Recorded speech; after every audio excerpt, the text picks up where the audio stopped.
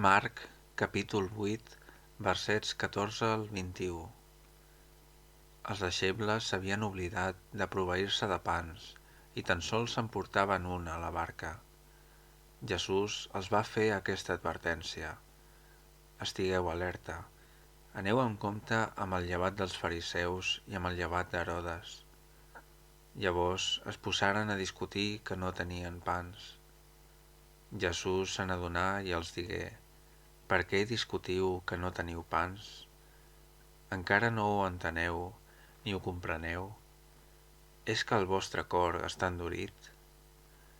Teniu ulls però no hi veieu, orelles però no hi sentiu?